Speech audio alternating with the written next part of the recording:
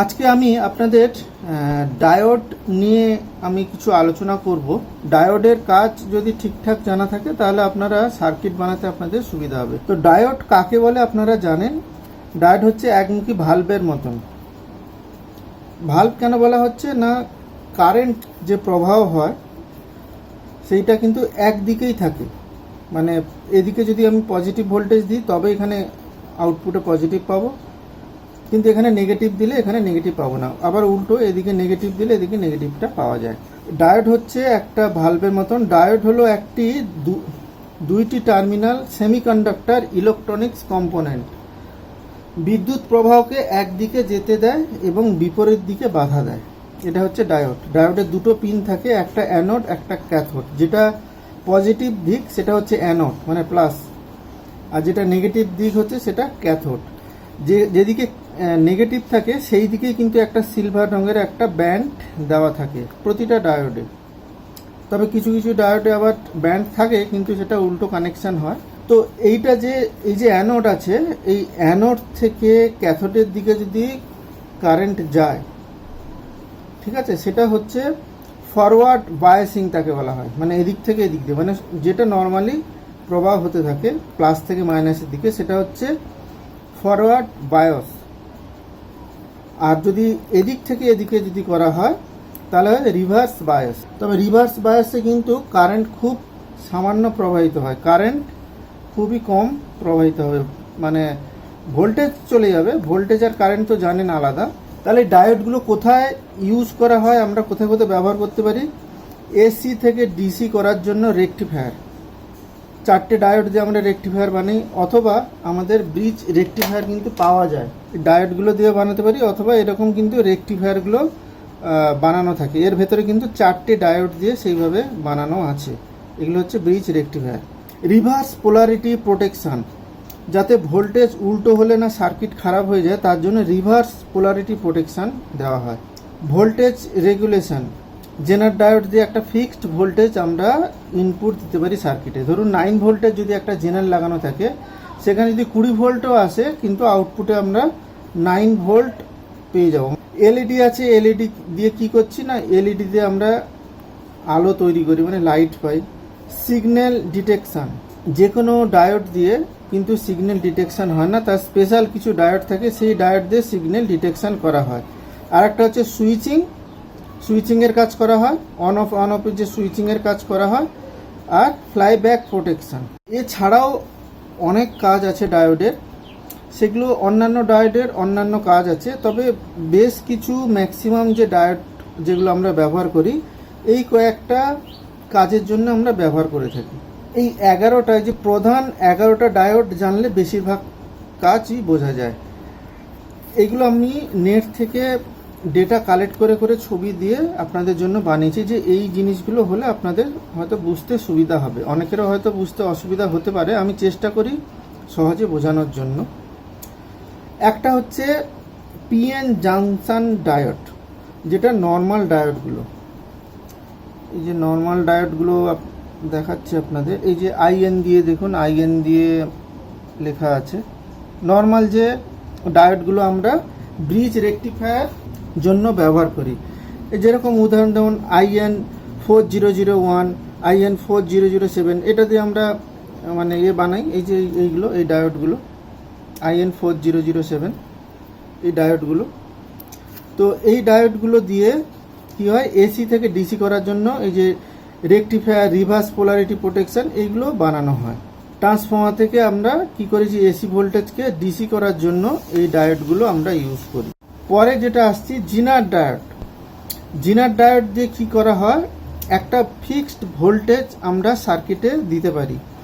5.1 ভোল্টের জিনার আছে, 6.2, এগুলো বিভিন্ন ভোল্টেজের কিন্তু জিনার পাওয়া যায়। যেরকম এটা আমার কাছে 9 ভোল্টের একটা জিনার আছে।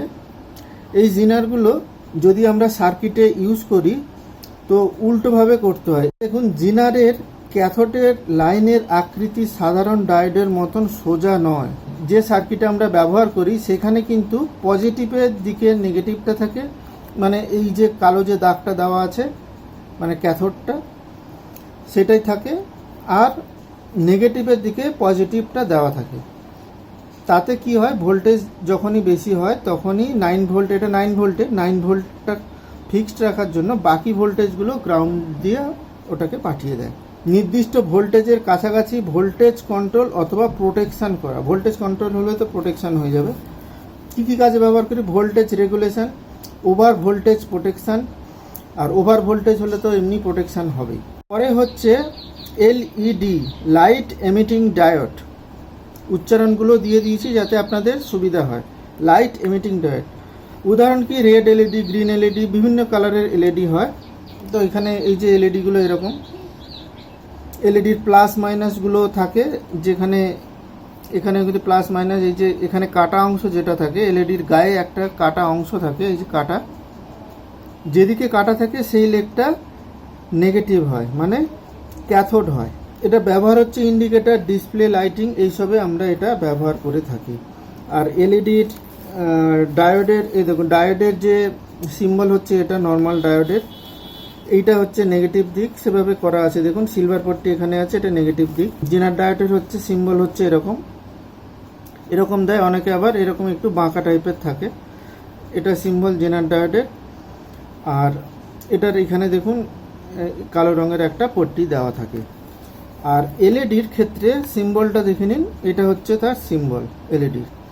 এইখানে একটা জিনিস নোটিস করবেন, এই যে অ্যারোটা, এটা দেখুন বাইরের দিকে আছে, বাইরের দিকে আছে মানে এটা লাইট, মানে এই ডায়োডটা লাইট বিকিরণ করছে, মানে ছড়াচ্ছে, তার জন্য অ্যারোটা বাইরের দিকে। এরপরে আছে শর্টকি ডায়োড। শর্টকি ডায়োডের যে ক্যাথোডের সাইডের সিম্বল আলাদা, মানে এইটা হচ্ছে এই যে সিম্বলটা দেখছেন, এই দুটো ডায়োড দিয়ে এটা বানানো থাকে। তো এটা কি নাম্বার কীরকম থাকে, যেমন IN 5819, বিভিন্ন রকম নাম্বার থাকে। আর এটা দুটো পিনও হতে পারে, আবার তিনটে পিনও হতে পারে। এটা ফরওয়ার্ড ভোল্টেজ ড্রপ এবং দ্রুত সুইচিংয়ের কাজ করে। যে কোনো ডায়োড যখনই ভোল্টেজ দিচ্ছি সাথে সাথে কিন্তু যখন অফ করছেন বা রিভার্স করছেন বা সুইচিং করছেন, সাথে সাথে কিন্তু অফ হয় না, কিছু মিলি সেকেন্ড ওর ভেতরে কারেন্ট স্টোরেজ থাকে। তো এই সব যত ভালো ডায়োডগুলো হয় তাতে ডিসচার্জিংটা খুব তাড়াতাড়ি হয় আর সুইচিং খুব ফাস্ট হয়। এই জন্য এইসব ডায়োডগুলো, এই যে আমার হাতের কাছে এই যে একটা আছে দেখতে পাচ্ছেন, SMPS high frequency circuit, power supply, reverse প্রোটেকশনের জন্য ব্যবহার করা হয়। এরপরে আসছি ফাস্ট রিকভারি ডায়োড। তো ফাস্ট রিকভারি ডায়োড কেন বলা হয়েছে না, এটা উদাহরণটা হচ্ছে যেরকম FR দিয়ে থাকে, UF দিয়ে থাকে, আমার কাছে আছে একটা, এই দেখুন এটা FR দিয়ে আছে, FR, বুঝতে পারছেন, FR 3 দ্রুত সুইচিং অবলিক রিকভারি করে। ফাস্ট রিকভারি ডায়োডের ভেতরে চার্জ দ্রুত রিমুভ হয়ে যায়, তাই অন অফ দ্রুত হয়, অর্থাৎ রিভার্স ভোল্টেজ আসার পর ডায়োড খুব দ্রুত ব্লকিং অবস্থায় চলে যায়। রিভার্স ভোল্টেজ এলে খুব দ্রুত ব্লকিং অবস্থায় যাবে, ওই জন্য এটা ফাস্ট রিকভারি ডায়োড বলা হয়। তো এর সিম্বলটা কিন্তু নর্মাল ডায়োডের মতনই, শুধু আপনাকে নাম্বার দেখে নিতে হবে। আর এটা SMPS high frequency filter, switching circuit, এগুলোতে আমরা ব্যবহার করে থাকি। এবার হচ্ছে TVS diode, transient voltage processor diode, SMBJ 5.0, এরকম নাম্বারগুলো থাকবে। তবে এই যে ডায়োডটা, এই ডায়োডটা আমার কাছে নেই, আমিও কোনোদিন মানে কাজ করতে গিয়েও কিন্তু কোনোদিন দেখিনি। যদি কোনোদিন আসে আমাদের কাছে তাহলে আপনাদের দেখাবো। ডায়োডটা দু ধরনের হয়, ইউনিডিরেকশনাল আর বাই ডিরেকশনাল। তো সিম্বলটা কিন্তু এইরকম থাকে, বাই ডিরেকশনাল এরকম থাকে, ইউনিডিরেকশনাল এরকম থাকে। তো এটার কাজ কি, হঠাৎ যদি হাই ভোল্টেজ আসে সেখান থেকে সার্কিটকে রক্ষা করবে। Surge protection, power supply protection, automotive, electronics, এই সব জায়গায় এগুলো ব্যবহার করা হয়। আমি এই ডায়োড এখন আমি হাতে পাইনি, যদি কারো কাছে আপনারা জানেন বা জেনে থাকেন তাহলে আমাকে কমেন্ট বক্সে জানাবেন। এরপরে আসছি ফটো ডায়োড। এখানে আলো ডায়োডের দিকে আসছে বোঝানো হয়েছে। এই দেখুন, আগে এলইডির ক্ষেত্রে কি ছিল, উল্টো দিকে আপনার যে সিম্বলটা ছিল উল্টো দিকে ছিল, মানে লাইটটা বেরোচ্ছে আর এটা হচ্ছে লাইটের দিকে আসছে। এই ফটোডায়োড এই ধরনের হতে পারে। তো আমার কাছে এই দু ধরনের আছে। এই দেখুন, এই এক ধরনের, এই যে এটা, এই এক ধরনের, এই কালো রঙের, এটা একদম একদম কালো হয়। এর কাজ হচ্ছে আলোকে ডিটেক্ট করা, মানে এই যে লাইট পড়ছে সেটাকেও ডিটেক্ট করে। আর আইআর রিসিভারের জন্য ব্যবহার করা হয়, লাইট সেন্সারের জন্য ব্যবহার করা হয়, অপটিক্যাল কমিউনিকেশনের জন্য ব্যবহার করা হয়। ভেরিঅ্যাক্টর ডায়োড বা ভেরিক্যাপ ডায়োড, এই ডায়োডটা ছিল আমার কাছে ছিল, এখন খুঁজে পাচ্ছি না কোথায় আছে। এটার সিম্বল দেখুন, এর সিম্বলটা হচ্ছে ডায়োডও থাকবে, এর সাথে একটা ক্যাপাসিটার সিম্বলও থাকবে, এরকমও থাকতে পারে, এরকমও থাকতে পারে। তো এটা বিভিন্ন নাম্বারে হয়, BB089, বিভিন্ন নাম্বারে পাওয়া যায়। তো এটার কাজ হচ্ছে, এ যখন ভোল্টেজ যখনই চেঞ্জ হবে তার সাথে সাথে ক্যাপাসিটিও চেঞ্জ হবে, মানে ভোল্টেজ যখনই চেঞ্জ করবেন তার ক্যাপাসিটেন্স চেঞ্জ হবে, মানে ক্যাপাসিটারের ভ্যালুও পরিবর্তন হবে এই ডায়োডটার। তো এইগুলো সাধারণত ম্যাক্সিমাম ইউজ হয় যত ফ্রিকোয়েন্সি, মানে যে সার্কিটগুলো আছে, ধরুন FM যে circuit, TV tenure, RF circuit, frequency control, সেই সব সার্কিটে এই ডায়োড ইউজ করা হয়। আর একটা হচ্ছে পিন ডায়োড, এই ডায়োডটাও কিন্তু আমার কাছে নেই, কোনোদিন দেখিও নি। TVS ডায়োড যেরকম কোনোদিন আমার হাতের কাছে আসেনি, দেখিনি, এই পিন ডায়োডটাও দেখিনি। এই সিম্বল সাধারণত এই ধরনের হয়, আর এটার নাম্বার এরকম RN141C এই ধরনের নাম্বারগুলো থাকে। এর কাজ কি? RF high frequency signal switching করা। এরপরে আসছি লেজার ডায়োড। লেজার ডায়োড সবাই মোটামুটি পরিচিত। লেজার ডায়োড বাচ্চা বেলা থেকে আমরা লেজার ডায়োড নিয়ে, মানে লেজার নিয়ে নানা রকম কাজ করেছি, অতএব এই ডায়োডটা সম্বন্ধে সবার পরিচিত আছে। এটাও কিন্তু একটা ডায়োড, ইউজ বিভিন্ন জায়গায় হয়। এর সিম্বল হচ্ছে এইটা, লাইট যেহেতু বেরোচ্ছে এলইডির মতন দুটো থাকবে আর মাঝখানে এইভাবে কাটা থাকবে, এটা হচ্ছে সিম্বল হচ্ছে লেজার ডায়োডের।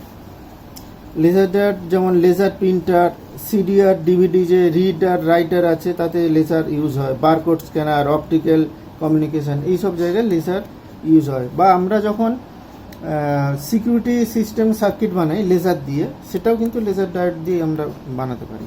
আর আছে সুইচিং ডায়োড। সুইচিং ডায়োড বলতে সিগন্যালকে সুইচিং করানোর জন্য 1N4148 সবাই নাম শুনেছেন। এটা হচ্ছে লো কারেন্টের ওপরে এই সুইচিংটা হয়, মানে এই ডায়োডটা 4N48 এখানে আমার কাছে আছে। এই যে 4N48 অনেকটা জিনার ডায়োডের মতন দেখতে, এটা কিন্তু 4148 জিনার ডায়োডের মতনই দেখতে।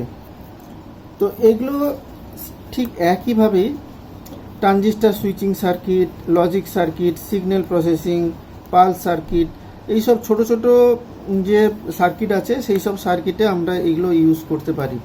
বা আপনাদের দেখানো আছে, আপনারা হয়তো সার্কিটটা দেখেছেন, ভিউ মিটারেও যে সার্কিটটা আছে, ভিউ মিটার সার্কিটে কিন্তু এই 4148 দিয়ে কিন্তু করা হয়েছে। ওখানে আপনারা নর্মাল ডায়োড দিয়েও করতে পারেন, কিন্তু এটাতে ভালো আউটপুট রেজাল্ট পাওয়া যায়।